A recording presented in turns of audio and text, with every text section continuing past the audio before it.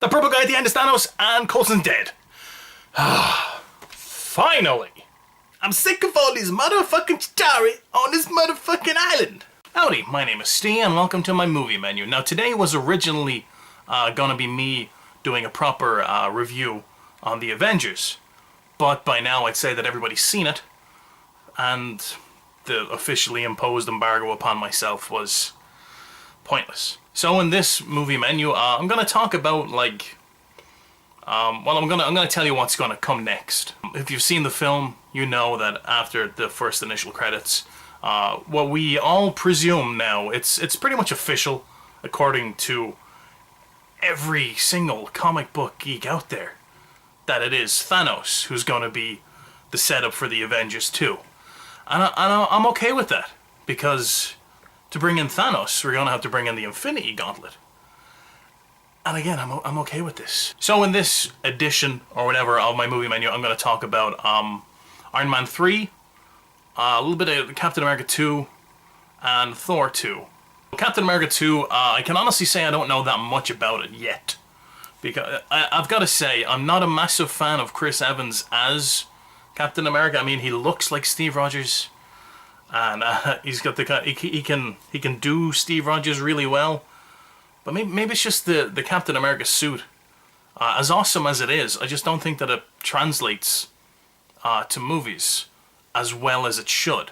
And also, it really kind of pisses me off that Chris Evans wears a wig in the Avengers, so he couldn't be arsed bleaching his hair for a couple of weeks. But that just kind of gets, I don't know why, but it just gets to me for, I don't know. Anyway, I'm getting slightly off topic here. I'm still looking for the Red Skull to come back in some capacity. I'm hoping that's going to happen in Captain America 2, because he wasn't even mentioned in Avengers. Because at the end of Captain America, you see him fall or whatever, and the cube has opened the thing, and you're like, he's somewhere across the universe. He might be in the next Thor movie, he might be in the Avengers movie, he might... No, not at all. I think that people just hated Hugo Weaving as Red Skull. I don't know why, he played a pretty good Red Skull, I gotta say. The stereotypical bad Nazi German person thing doesn't work anymore these days. German people are lovely, and they make beer, so everybody in the world fucking loves them now. I might just have to do a review on Captain America, because I've got a couple issues with it, but I'll just shorten it down to this. The first half of the movie is brilliant. It is a brilliant war film, and you're like, yeah, this guy could have existed. He could have been a symbol for everything that the American War and the World War II and the Nazis were all, oh yeah, like, yeah, this is a great film. Then the second half happened. Now, Thor 2, I've heard a couple things about it so far, things that kind of intrigue me. Number one, Kenneth Branagh isn't going to be on directing it anymore. I'm not too sure how I feel about Branagh not being part of Thor 2, but one thing that does irk me something fierce is that Anthony Hopkins isn't going to be in Thor 2, which really got to me. Apparently it's over money issues and so, but he's also making the Alfred Hitchcock biopic, which is so far, I've only just seen a picture. He looks like him, but I want to know more about this. That's all I'm saying on that matter. So the way that I'm thinking they'd tie in him not being part of Thor 2 anymore is one single line. And okay, this is going to go back to an actual review of the Avengers. A line that really pissed me off, because it was just so matter-of-fact. Okay, at the end of Thor, everybody's heartbroken, and we all teared up, and we're all like, oh, he's never going to get back to Earth and see her ever again, because the Bifrost has been destroyed. So we're all like, right, he's stuck on Asgard. And when we found out that the Avengers movie was coming out after Thor, we were all like, maybe Stark and Foster get together and build a new Bifrost and bring Thor back. That's how he's in the movie. But no, there's a 4.5 second, like, just a little snippet of a line. Is that a shadow on my face? I don't give a fuck about the shadow on my face. There's this little snippet of a line in the film between Thor and Loki. When Thor first appears and he falls into the plane and he takes out Loki and he grabs him and he's all like, oh, you're a fucking asshole. I was pointing, you couldn't see it. And then you're like, oh no way, Thor is back. This is awesome. Hooray! Wait a minute. How did Thor get back if at the end of his film the Bifrost was destroyed? And then Loki clears all this up for us in one simple little line. Oh, you're here. How much dark energy did Odin have to use to get you here? So what I'm thinking in Thor 2 is, like at the start of it or something, Odin's gonna be like, yo, what's going on? You should go down and kick your brother's ass. And then he goes and uses dark energy and then sends Thor to Earth. And then Odin dies. And then Annie Hopkins isn't in the film anymore. Genius! And then we come to the part that people more care about than any of the other people. Iron Man 3. Now, because Iron Man just clicked with everybody loved Iron Man. Everybody loved RDJ as Stark. Everything just clicked with, that was just the perfect combination of people. It was, beautiful. Except for most of Iron Man 2. But it was beautiful. Except for Mickey Rourke in Iron Man 2. But it was beautiful. And it was executed perfectly. And it was just, everybody in the world fell in love with Iron Man. What a guy. Then Jon Favreau was fired and everybody flipped their shit. Favreau was Iron Man. He was the Wait, that makes no sense. No, he was what made the Iron Man movies. Literally, because he's the director, yes, I know. But his influence on the films was perfect. Those first two films are brilliant, except for Mickey Rourke. But now he's gone. So a few things that I know about Iron Man 3. Number one, it's going to be shot, some of it's going to be shot in China. Because a big major backer behind the film now is a big company that's based in China or whatever. So there's going to be a third of the film shot there. And I cannot remember his name. I'm going to put up a picture of him right here. And I'll put his name there as well.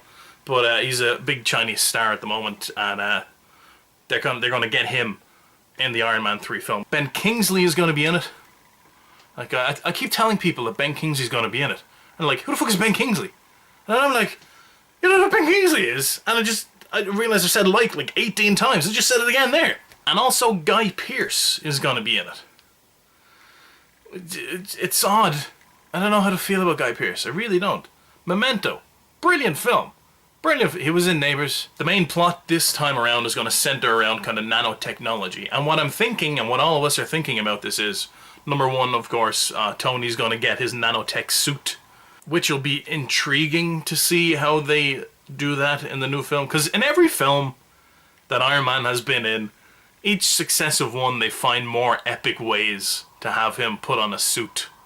Iron Man 1, he just puts on the suit and you fucking flip your shit.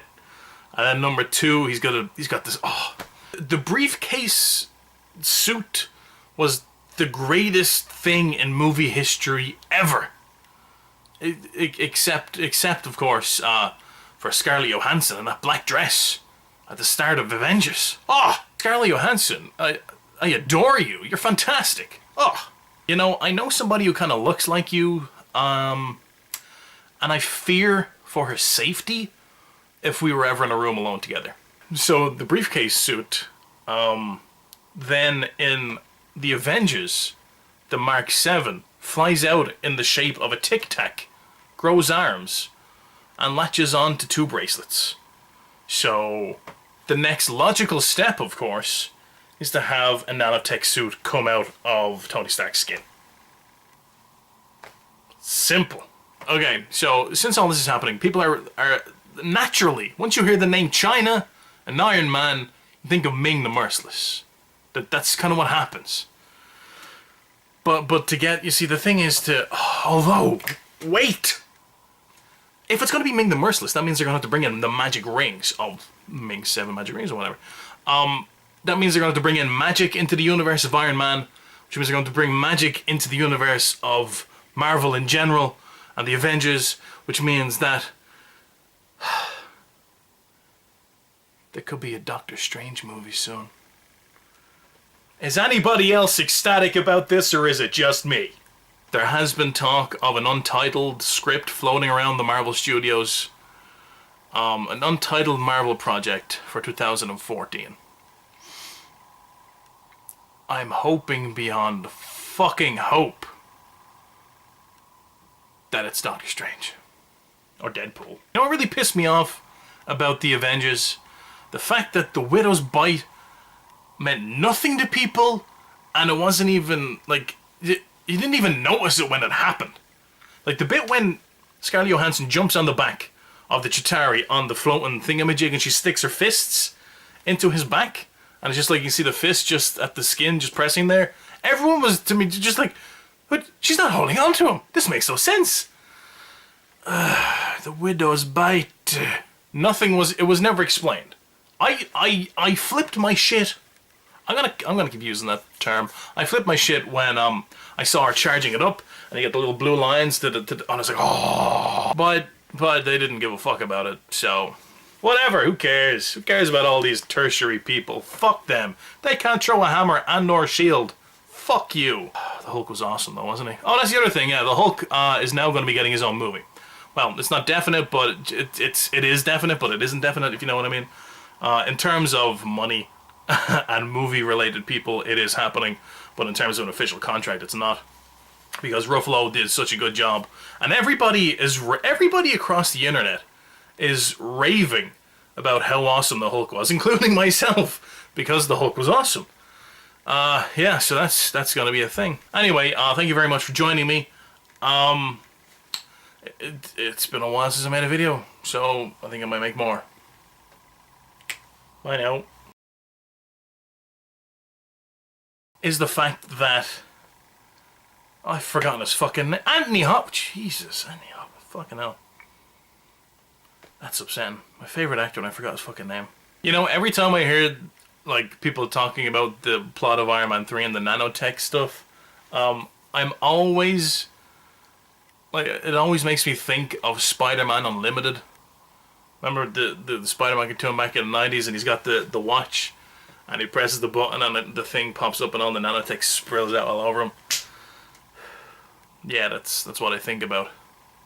And that sound you just heard was actually my hand hitting off my leg. Because I don't wear pants. I don't need to wear pants when I'm filming this. I'm sick of all these motherfucking Chitauri on this motherfucking island. I'm sick of all these motherfucking Chitauri on this motherfucking island. That was Nick Fury, Samuel L. Jackson. Snakes on a plane.